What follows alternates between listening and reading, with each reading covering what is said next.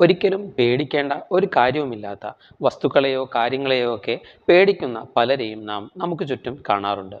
ചിലർക്ക് പാറ്റയെ പേടിയായിരിക്കും, ചിലർക്ക് പല്ലിയെ പേടിയായിരിക്കും, അതല്ലെങ്കിൽ പ്രാണികളെയും അടച്ചിട്ട മുറിയെയും ഉയരത്തെയും ഒക്കെ പേടിക്കുന്ന പലരും നമുക്ക് ചുറ്റുമുണ്ട്. ഇത്തരം അകാരണവും യുക്തിരഹിതവുമായ പേടിയെയാണ് നമ്മൾ ഫോബിയ എന്ന് വിളിക്കുന്നത്. ഒരാൾക്ക് ഇത്തരം പേടികൾ ഉണ്ടാകാൻ പല കാരണങ്ങളുണ്ടാകാമെങ്കിലും കുട്ടിക്കാലത്തുണ്ടാകുന്ന അനുഭവങ്ങളാണ് മിക്കവാറും ആളുകൾക്ക് പലതരം ഫോബിയകളുടെ കാരണമായി തീരുന്നത്. മിക്ക ഫോബിയകളുടെയും അടിവേര് ശൈശവകാലത്തെ ചില അനുഭവങ്ങളാണ്. ഒരു വസ്തുവുമായോ സാഹചര്യവുമായോ ജീവിയുമായോ ബന്ധപ്പെട്ടുണ്ടായ അനുഭവം ഉപബോധ മനസ്സിൽ മായാതെ നിൽക്കുന്നതാണ് ഫോബിയകളുടെ പ്രധാന കാരണം. പാരമ്പര്യമായും ഫോബിയകൾ ഉണ്ടാവാമെന്നാണ് മനഃശാസ്ത്രജ്ഞർ പറയുന്നത്. ചില ഫോബിയകളെ നമുക്കൊന്ന് പരിചയപ്പെടാം. ഏവിയോഫോബിയ. വിമാനത്തിൽ കയറാനുള്ള ഭയത്തെയാണ് ഏവിയോഫോബിയ എന്ന് പറയുന്നത്. വിമാനത്തിൽ നിന്നും താൻ വീണു പോകുമോ എന്ന ഭയമാണ് ഏവിയോഫോബിയ ഉള്ളവർക്ക് ഉണ്ടാകാറ്. അതേപോലെ വെള്ളത്തിനോടുള്ള ഭയത്തെയാണ് അക്വാഫോബിയ എന്ന് പറയുന്നത്.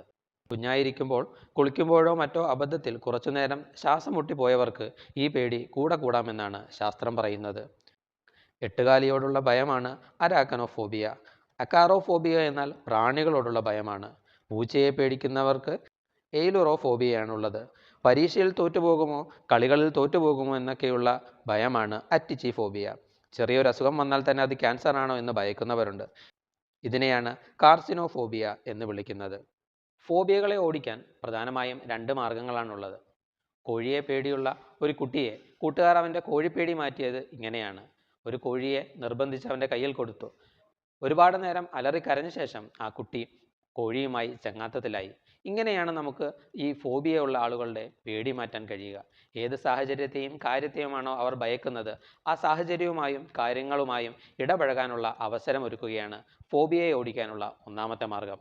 ഫോബിയക്കാരെ കൗൺസിലിങ്ങിന് വിധേയമാക്കി പേടിയുണ്ടാക്കുന്ന സാഹചര്യത്തെക്കുറിച്ച് സ്വയം ചിന്തിച്ച് പേടി മാറ്റുന്ന രീതിയുമുണ്ട്.